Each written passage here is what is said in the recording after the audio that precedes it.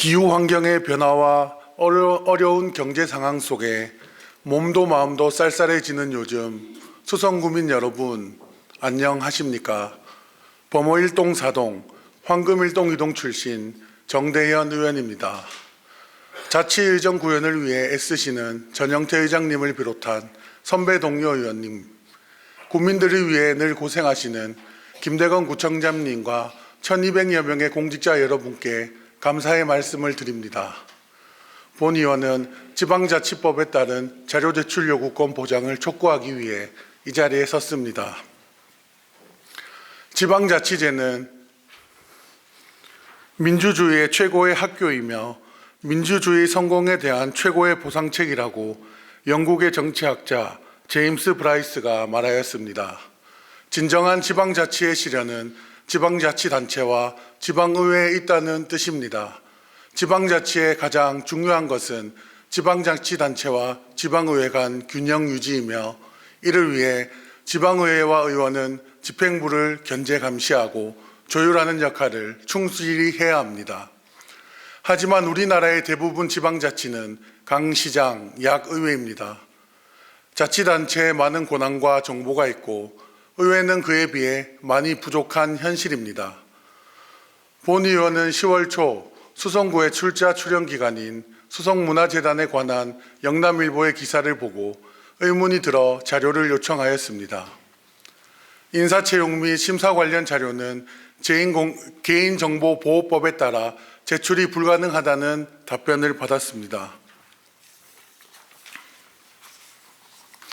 11월 초 본 의원은 지방자치법 제48조로 서류 제출 요구를 근거로 자료를 다시 요청하였지만 지방자치법 제48조 3항에 의거하여 폐회 중이므로 의회 공문을 요청하였고 이에 공문을 보내면 자료를 받을 수 있는지 물어봤지만 위와 같은 이유로 자료 제출이 불가능하다는 답변을 받았습니다.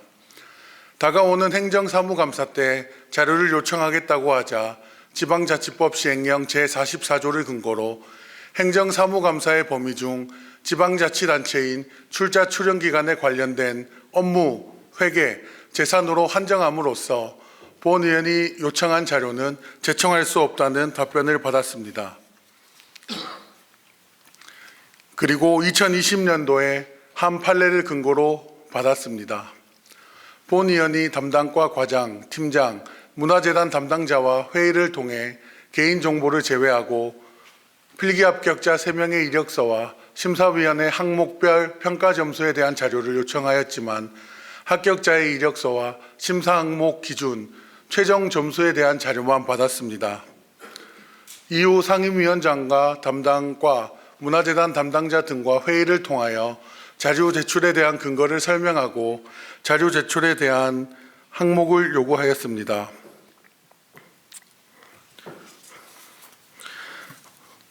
심사 항목별 총 합격자에 한해 심사 항목별 총 점수와 이력서만 제출받았습니다.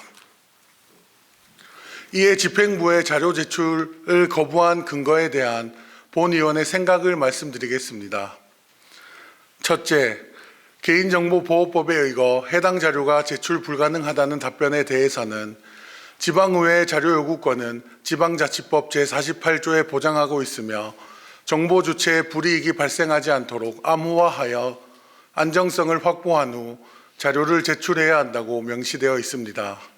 둘째, 개인정보보호법 제15조 개인정보의 수집 비용을 근거로 법률에 따라 특별한 규정이 있거나 법령상 의무를 준수하기 위해 불가피한 경우 공공기관이 법령 등에서 정하는 소관 업무의 수행을 위하여 개인정보를 제공할 수 있으며 개인정보보호법 제17조 개인정보의 제공을 근거로 정보 주체에 불이익이 발생하는지 여부 등 안정성 확보에 필요한 조치를 하였는지를 파악하고 대통령령으로 정하는 바에 따라 정보 주체의 동의 없이 개인정보를 제공할 수 있다고 명시되어 있습니다.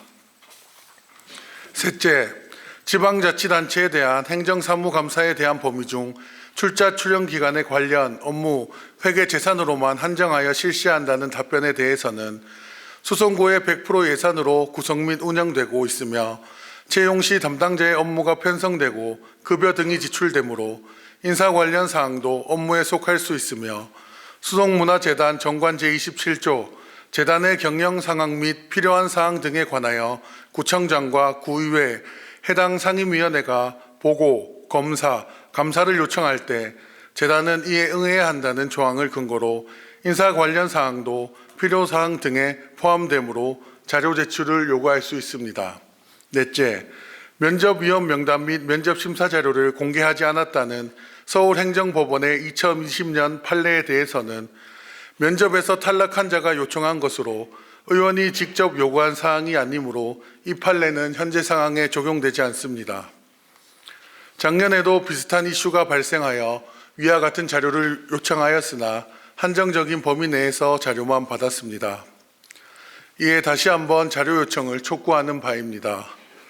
본 의원은 자료를 제출할 수 없다, 공문을 제출해달라, 해당 범위가 아니다, 다양한 해석이 담긴 서류가 아닌 자초지종을 설명하고 해당 건에 대한 설명과 열람 등 가능한 범위의 조율을 원하였지만 아쉽게도 이루어지지 않았습니다.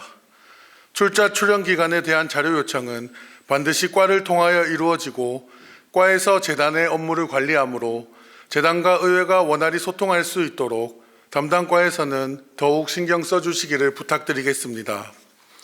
2022년 개정된 지방자치법의 시행으로 정책지원관 제도가 도입되었습니다. 총 11분의 정책지원관이 전문위원과 함께 의회와 의원들을 위해 일하고 있습니다. 특히 의원들이 자료를 요청하거나 집행부와 소통함에 있어 정책지원관이 그 업무를 담당하므로 정책지원관들에게도 의원과 같은 대우와 더불어 많은 협조 부탁드립니다.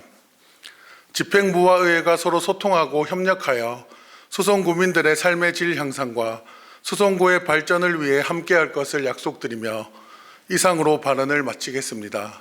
경청하여 주셔서 감사합니다.